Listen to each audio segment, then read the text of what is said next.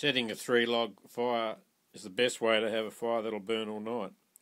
I just cleaned out the ash pit here, the fire pit, this old fire that Ken built back in the early 80s for the studio.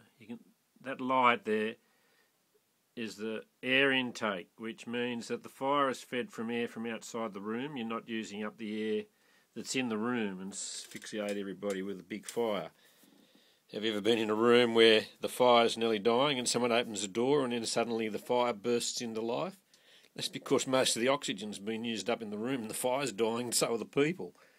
So that's just kind of a way of having air come into the fire and the occupants in the room can still breathe. So I'll proceed to show you how to set the 3-log fire.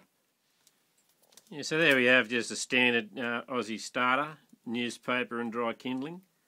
Some people like to set their logs before they light, but this is one way in a small fireplace like this.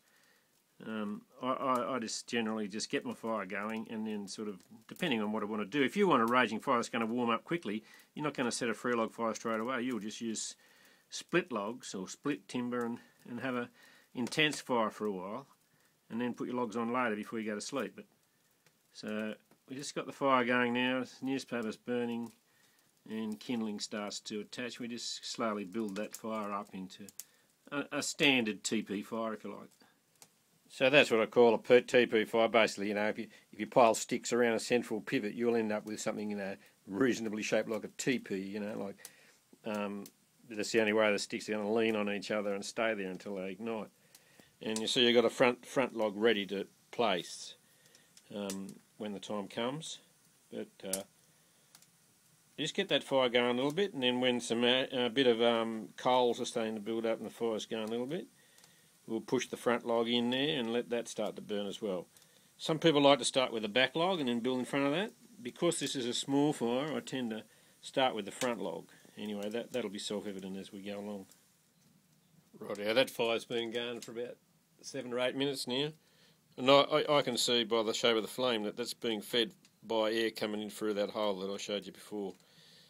It really does help in the early stages of the fire to have that primary air coming in from under the fire. It means the front log can be sitting on the ground, doesn't have to be on dogs. So you can't see that front log at the moment, it's getting a bit dark, but there you go, that's a better angle of it. So you can see the front log in position with the fire behind it and the air coming in underneath from the back. So if I didn't have that, I'd need to have that front log sitting on a couple of sticks so air could come in under the front log. But because I've got that back primary air, I don't need to do that. Right, the fire's been burning for about 20 minutes now. Front log's still in place. Most of that kindling's burnt down. There's a couple of split logs in the back now just to build up some coals before the second log goes on. So that might be, by the time those logs are burnt away, there's a good body of coals behind the front log. The front log will get pushed back and a new front log will go in, so that'll turn that into a 2-log fire. Now a 2-log fire needs to be kicked in the guts every now and then to join them together again so they keep burning. And that's what you'll see. What's the gloriousness of the 3-log fire is that they will sit on each other and just keep burning all night. Well, until they burn away. I find with this timber, Eucalyptus Cunninghami or Forest Red Gum, I can get a small logs like this. A set of 3 logs will burn for about 6 hours, where if I set split logs and have an intense fire going, I can build that up as big as I like in this fireplace, and the most I'll get is about an hour and a half before I have to put more logs on.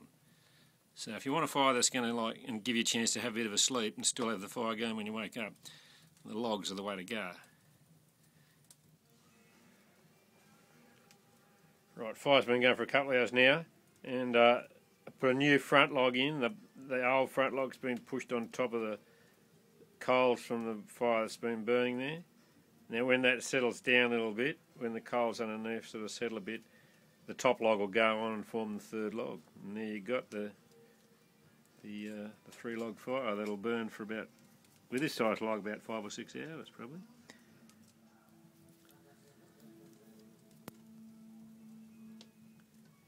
Okay, so there you have the top log on now, and there you go, that's a self-maintaining fire, you don't have to poke it.